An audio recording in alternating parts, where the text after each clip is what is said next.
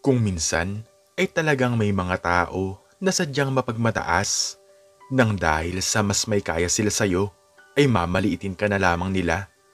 Kung ganon kaibigan, ay tunghayan mo ang istoryang ito na tiyak ay talagang kapupulutan mo ng aral. Habang naglilinis si Aling Sally ng bahay, ay walang tigil sa kauutos ang dalagang anak ng kanyang mga amo. Ang matandang babae ay nagsisilbing katulong sa bahay ng mayamang mag-asawa. Aling Sally, ipagtimpla niyo naman ako ng kape at ibili niyo na rin ako ng tinapay sa labas. Yung paborito ko ha. Utos ng dalagang si Julie.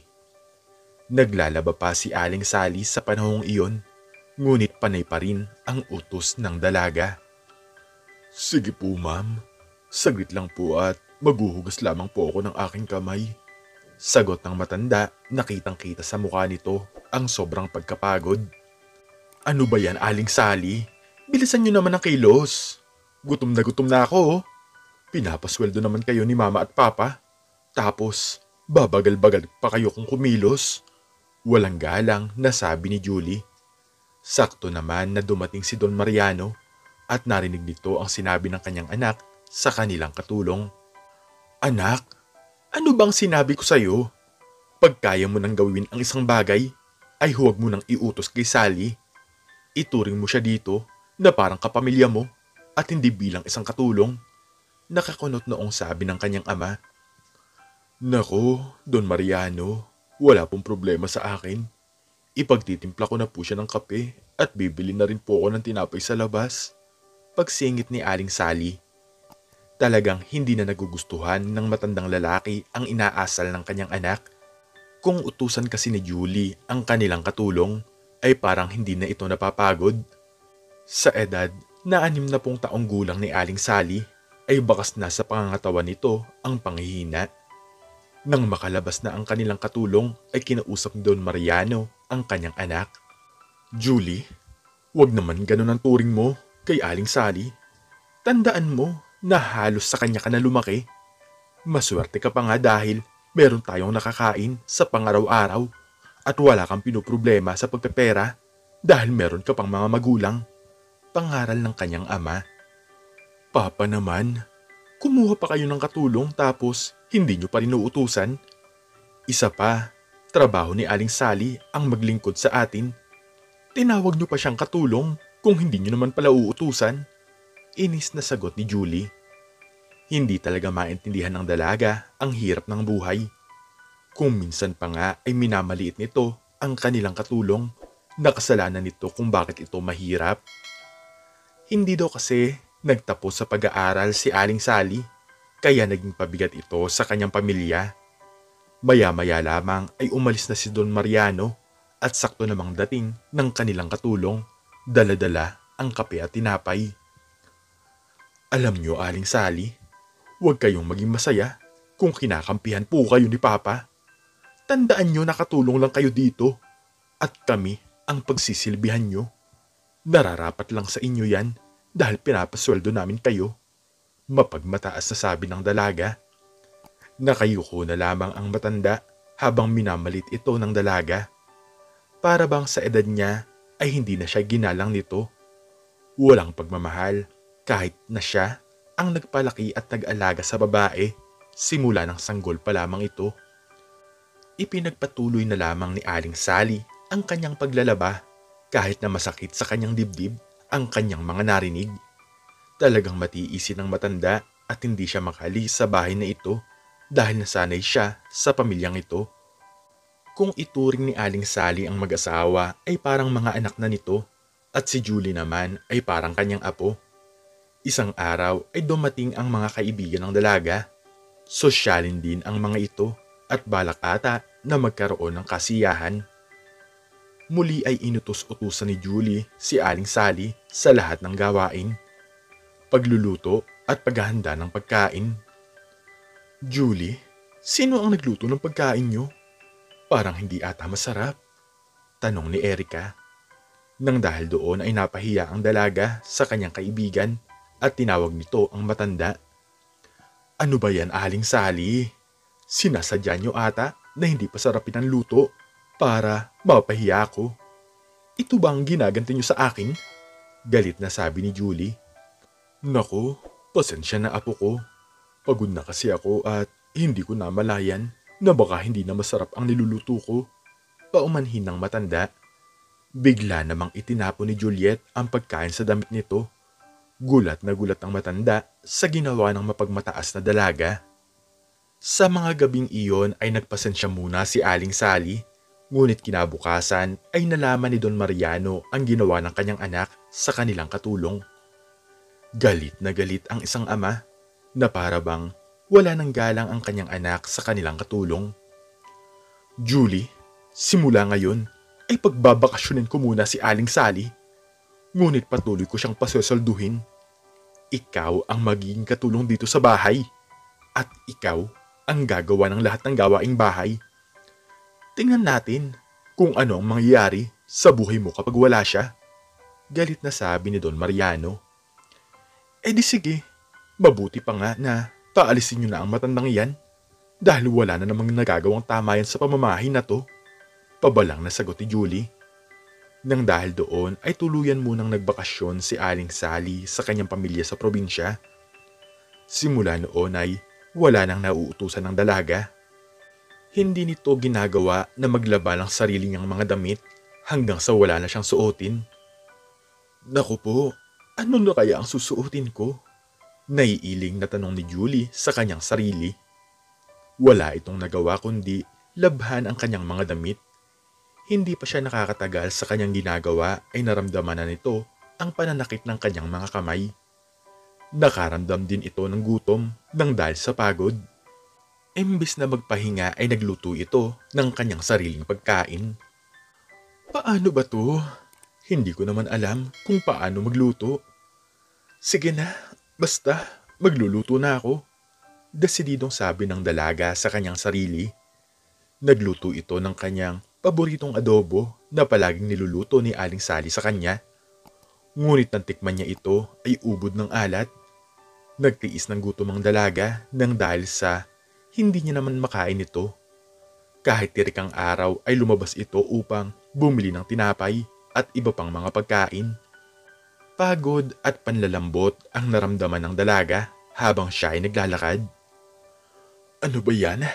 Nakakainis naman talaga si Papa eh. Puro na lang salita at kinampihan pa ang katulong na yun. Sige, simula bukas ay maglalayas na ako sa pamamahay na to. Galit na sabi ni Julie. Kinabukasan ay naglayas na nga ang dalaga. Hindi pa sumisikat ang araw ay umalis na ito sa kanilang bahay. Ngunit isang araw lamang ang lumipas ay bumalik din ito nang dahil sa hindi niya kayang mabuhay ng mag-isa. Saan ka naman ang galing? At bakit ngayon ka lang umuwi? Galit na tanong ni Don Mariano. Ngunit hindi masabi ng dalaga na naglayas ito, ngunit hindi niya kinaya ang mag-isa. Wala po, pumunta lang po ako sa bahay ni na Erica. Nakayukong sagot ng dalaga. Tingnan mo nga ang mga nilaban mong damit, nangangamoy na nang dahil sa hindi mo tinapos. Mag-isip ka nga ng mabuti anak, galit na sabi ng kanyang ama.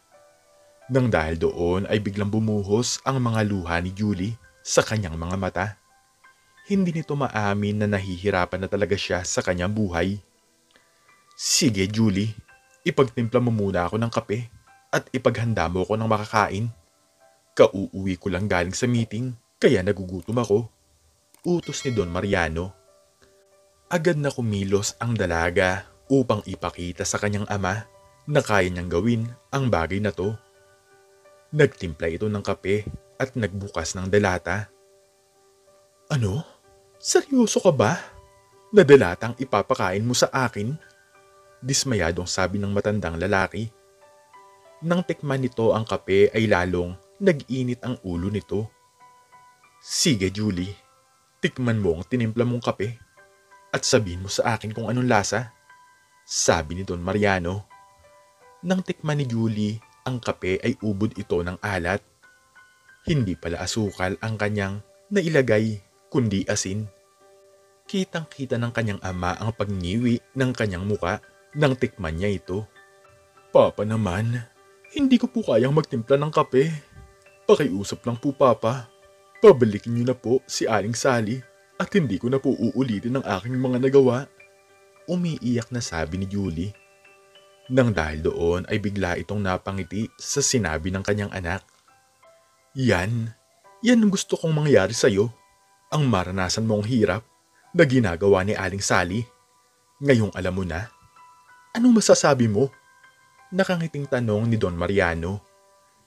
Hindi naman makasagot ang dalaga dahil naranasan nito ang hirap na ginagawa ng kanilang katulong. Anak, hindi basta-basta ang trabaho ni Aling Sally. Napapagod din siya at higit sa lahat ay nagkakaedad na rin. Kaya sana ay maging maganda ang turing mo sa kanya at kung kaya mong gawin ang isang bagay ay huwag mo nang iutos sa kanya. Katulong siya rito, hindi alipin. Pangaral ni Don Mariano. Kinabukasan rin ay bumalik si Aling Sally sa kanilang pamamahay. Habang naglalaba si Aling Sally ng mga nangangamoy na labahin, ay kitang-kita sa mukha nito ang pagkapagod. Agad na lumabas si Julie upang bumili ng tinapay at kumuha ito ng isang baso ng tubig. Aling Sally, magpahinga na po muna kayo at kumain. Alam ko po na pagod na po kayo. Nakangiting paanyaya ng dalaga. Nanlaki naman ang mga mata ng matanda, ngunit labis na humanga ito sa pinakitang kabutihan ni Julie. Naku, maraming salamat naman na po. Pero bakit mo naman ako ipinaghanda ng makakain? Nagtatakang tanong ni Aling Sally. Pasensya na po kayo ha. Naranasan ko po ang hirap na ginagawa nyo. Hindi po pala biro na pagsabay-sabayin ang lahat ng gawain. Hindi po naging maganda ang turing ko sa inyo kaya sana po ay patawarin niyo po ako. Malungkot na sabi ni Julie. Ngunit patuloy na nakangiti ang matanda at kinausap ang dalaga. Julie, apo ko, ako na ang nagpalaki sa iyo at lahat ng bagay ay gagawin ko para sa iyo. Masaya ako na nagbago ka na at natututo ka na tumingin sa kalagayan ng ibang tao. Sige na at hatian mo ko dito sa binili mong tinapay, sabi ni Aling Sally. Nakita at narinig naman ni Don Mariano ang pinag-uusapan ng dalawa. Lihim itong nakasilip sa pintuan at masayang pinagmamasdan na natuto na ang kanyang anak sa pakikipagkapwa-tao. Salamat po Panginoon at ipinakita mo po sa kanya ang kahalagaan ng ibang tao. Tinuruan mo po siya ng magandang asal na dadalhin niya hanggang sa kanyang pagtanda. Nakangiting sabi ng kanyang ama. Simula noon ay naging maganda na ang trato ni Julie kay Aling Sally. Kung minsan pa nga ay tinutulungan nito ang matanda sa mga gawaing bahay at kapag nakikita niyang pagod na ito ay siya na mismo ang nagsasabi na magpahinga muna ito. Nagpatuloy sila sa kanilang buhay at muling naging masaya ang tahanan na iyon. Ituring natin ng maayos ang ating mga kasambahay. Hindi naman porket binabayaran natin sila ay hindi na natin sila igagalang. Ituring natin sila na parang sarili nating pamilya dahil hindi naman biro ang trabaho nila. Isabay mo sila sa inyong pagkain at sigurado ako na pagsisilbihan ka nila ng tama. Tandaan mo na kung rumirespeto ka sa ibang tao, ay irerespeto ka rin nila tulad ng ginagawa mo. Matuto kang gumalang, sa mahirap man o sa mayaman. Hindi yung titingnan mo ang estado ng isang tao kung anong ugali ang ipapakita mo.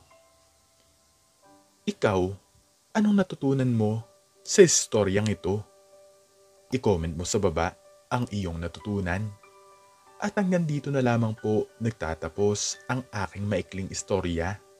At sana po ay nagustuhan niyo po ito. Please like, share, and subscribe. And click the notification bell para lagi po kayong updated sa mga bago ko pong istorya.